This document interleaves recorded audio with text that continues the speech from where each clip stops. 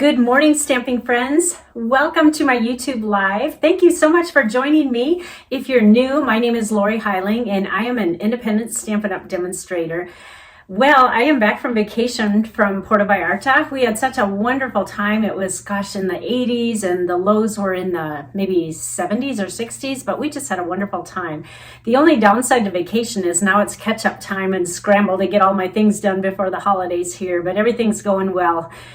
I have an exciting project to share with you. I was actually inspired by a picture on a wall on a furniture site, and I saw that, and right away I thought I've got to make a card.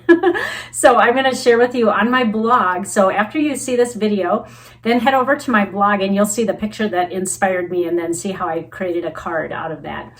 I also want to share with you that Thursday, Stampin' Up! Is offering a free shipping if your order is over $75. So take advantage of not only our clearance and our last chance items that are for sale, but also if your order is over $75, you will get that free shipping, and shipping is 11% now, so you're going to save a little bit more. So I encourage you to wait until December 15th if you have a wish list right now, and then put your order in that day, and then I will put the host code in my comments and also in the description area, and I would appreciate it so much if you use my host code, because I send a little treat in the mail and a thank you card.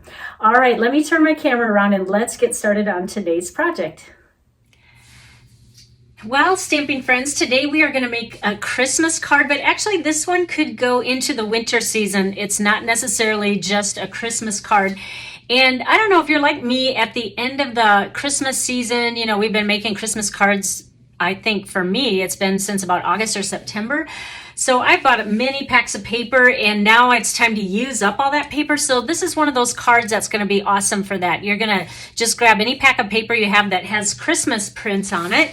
And I loved Gingham Cottage this year because, well, number one, I love plaids, but there's a few Christmas colors in here. I chose the red for today's project, but I have quite a few sheets left of this because there's so many sheets of designer series paper in a pack. And this is in the holiday catalog, and this is only good until January 4th. So make sure you get this, because look at all the seasons. Even though I'm using this for Christmas, you can get Halloween and spring. Black and white is good anytime. So the colors are really timeless.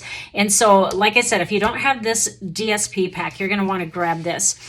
All right, so what we're going to do is take a sheet of basic white thick paper. I always use the thick one. I use this as a card base. And we're going to just score it in half on the long side at, let's see, this is 4 1/4 by 11. So in half would be at 5 1/2. And just fold on the score line. I always like to have my bone folder handy so you can make a nice crisp edge there. And we will set that aside, but that is going to be our card base for today. Now the next thing, I made a little pattern that's going to be really easy for you, but first you need to cut out that designer series paper, and I cut this out at 4 1/4 by 5 1/4. And then I have a pattern that I made up. This is what it's going to look like when you print it out. And I will have the PDF for this on my blog. So make sure after you watch this video that you head over to my blog, and then you can just print this. And then all you have to do is cut it out, which I already did. Can you tell what we're going to make with this? We are going to set this right on top like that. And then you can either trace this with a pencil, but I'm just going to use it as a pattern. It doesn't have to be exact, but this just gives you an idea of where it should go. And I think I can do this just by holding on to it. And I'm going to grab my paper snips and just start cutting away.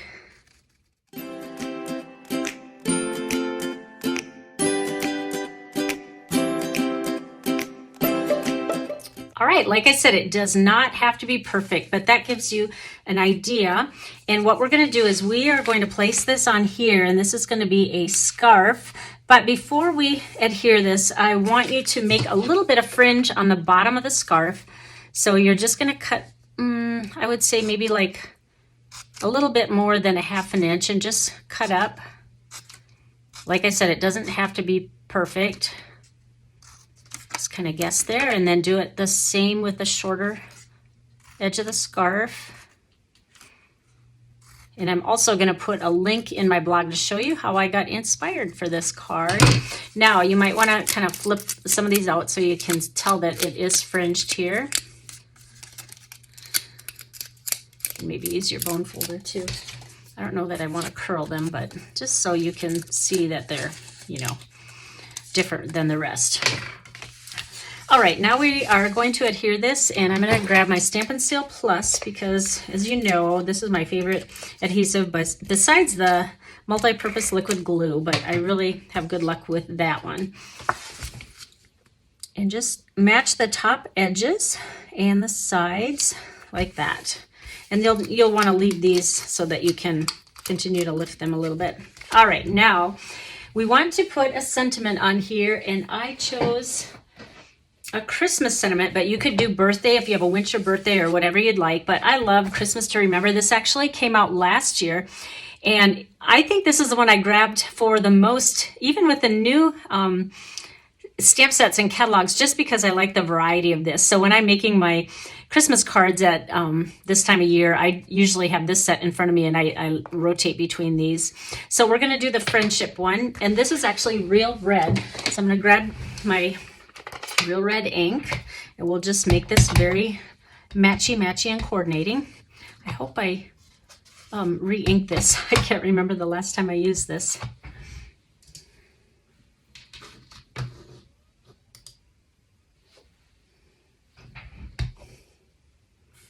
And we are going to place this kind of at the bottom right corner like this. That looks good. Now, the only thing we're missing here are those little buttons on the snowman. So we're going to grab our matte black dots, and then also my take your pick tool and use the largest dot here. And we're going to place 3 of these along here. Try to line them up as well as you can. You know what, I might have to go over a little bit farther on this one.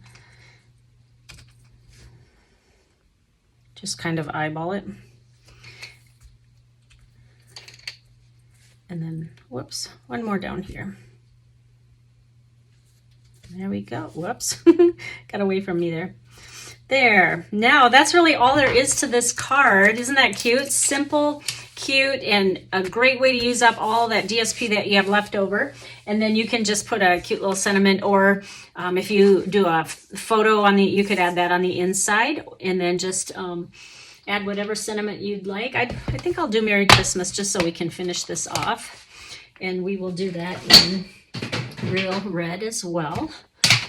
I've got to learn to keep working on the insides of my cards. A lot of times I just quit with the outside, but it's important to finish off the inside. And we'll just do a plain old Merry Christmas, and then I'll write my sentiment below. Well, there you have it. Fast and easy. I bet you can make this card in 5 minutes or less.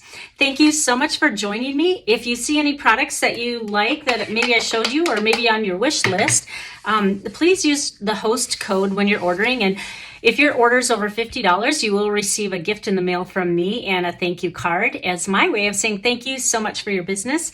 And please know that our spring catalog is around the corner. If you have ordered from me in the past 1 year, I will be sending you a catalog in the mail.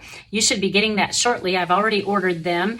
And then also Celebration starts in January and February. So we'll be soon into the spring catalogs, but be sure and grab these products that are only here until January 4th. Thanks again, everyone. Have a great rest of your week, and we will see you next Tuesday morning at 9 o'clock Arizona time. Bye-bye, everyone.